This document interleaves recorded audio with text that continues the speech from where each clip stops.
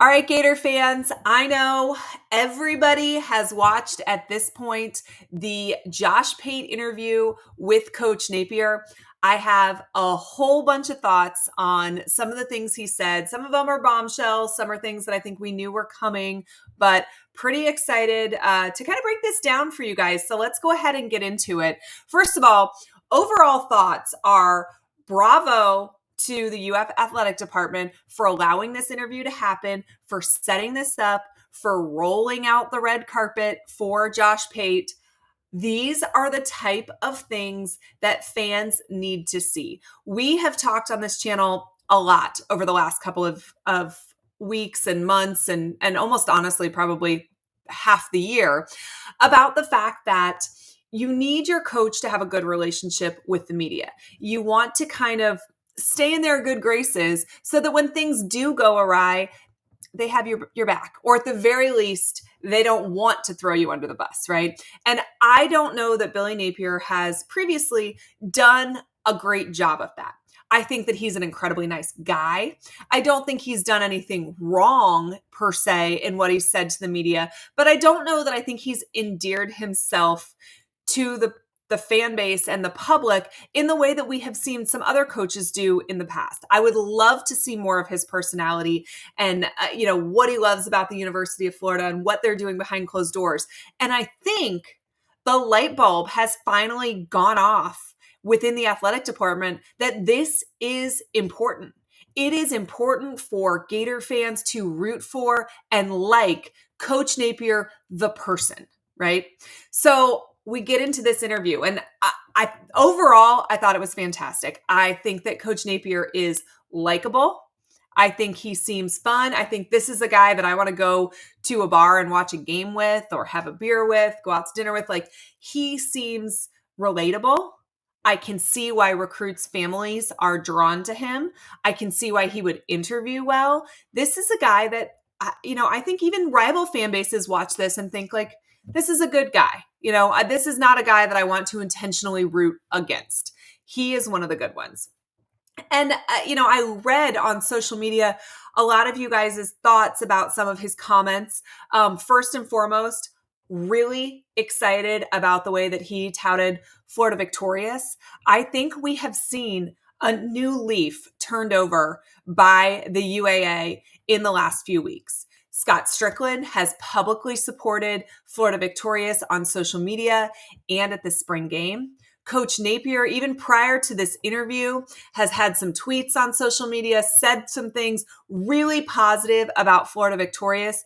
And then Coach Napier just raves about the relationship that he has with Florida Victorious, the partnership that exists between the university and Florida Victorious, and why Florida Victorious is a key component of getting wins down the road. And this is something we have been waiting to see. I cannot tell you how many of you have sent me a message on social media and said like, hey, so does the University of Florida want us to support Florida Victorious?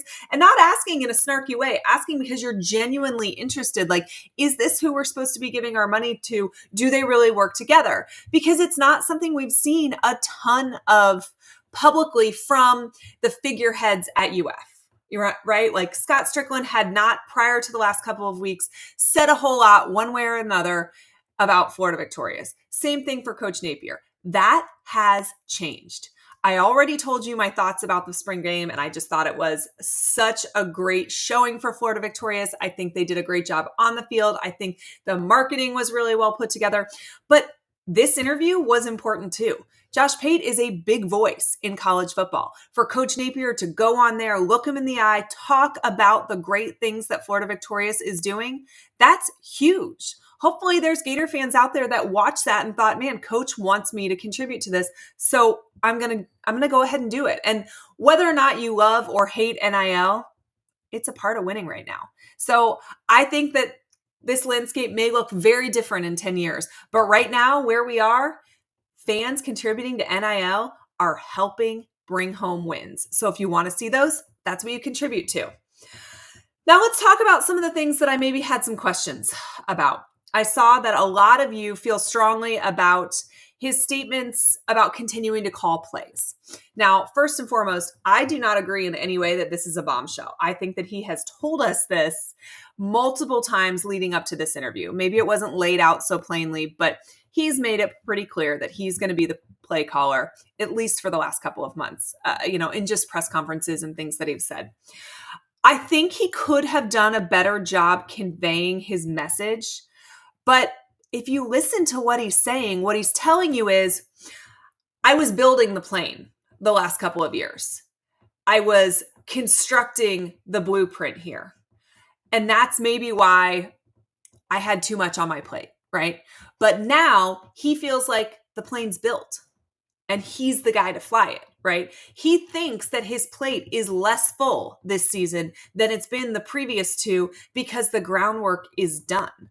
And he's probably right about that. When you come in as a new coach, you're building a new culture. You are figuring out how to get guys to buy in. You're working with people that have worked in that building for 20 years, but also hiring new people that's their first day. There's just a lot that goes into being a new head coach and creating a new program, which is what Coach Napier was trying to do. So then when you add in play calling on top of that, that plate is full, which is something I've said on this channel for almost a year. He was wearing too many hats, but he believes the foundation is there now. And so he can kind of step away from some of those pieces. He also hired a lot of new coaches to take some of the responsibilities away.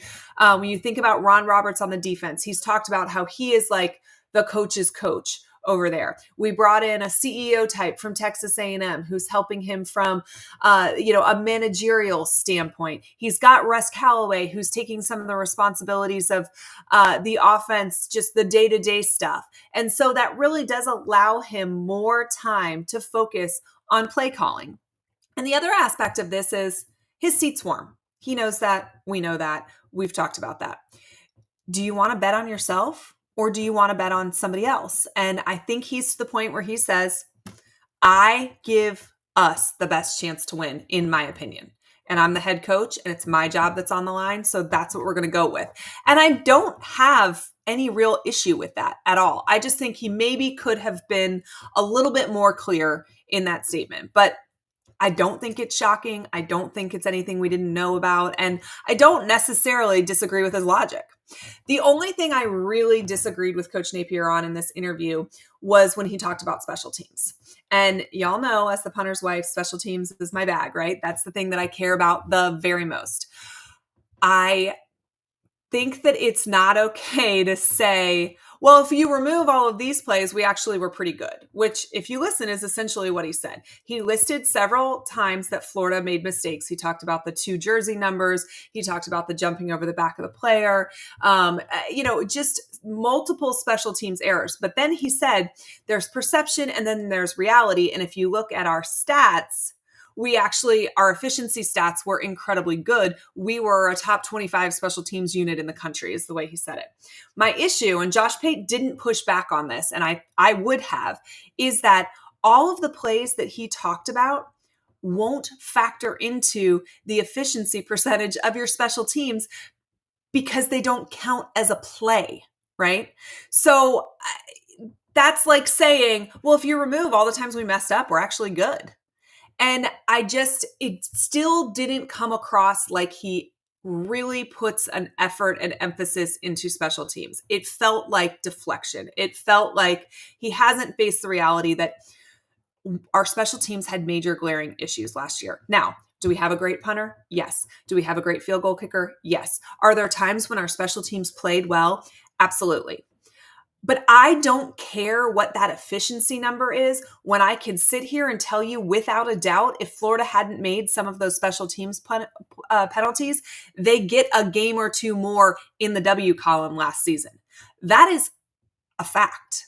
And I think what Coach Napier could have said was, listen, even though there are parts of our special teams that I'm really proud of and I think are really good, you are correct in the fact that there was some situations where we didn't control the controllables and it cost us. And that's something that we are going to continue to work on this offseason. We've worked on it a lot already. It is the message going into the fall is control what you can control. And we don't want to know that we've given up a game because we didn't do what we were supposed to do on special teams. And that's it. That's all you have to say. You praised your guys that did a good job, but you acknowledged the fact that there were some major mistakes. Also have a big issue with him saying, well, in the two numbers thing, there were two guys that were freshmen and blah, blah, blah. And that makes it seem like that's on those freshmen. It's not. It's on whoever should be standing there with a clipboard saying, oh man, on my starting 11, I've got two number threes. We better change that real quick. That's not on the 18-year-olds. That's on coaching. So I think I would have loved a little bit more accountability there on the special teams portion. But overall, I thought it was a really great interview. I think it's really important for Coach Napier to do things like this and for fans to be able to see that other side of him. And I'm a big Josh Pate fan, so I thought that was fun too. Now, ultimately, I believe that UF is headed in the right direction in a lot of ways. But there's a buzzsaw coming our way. Can UF manage it? Find out right here.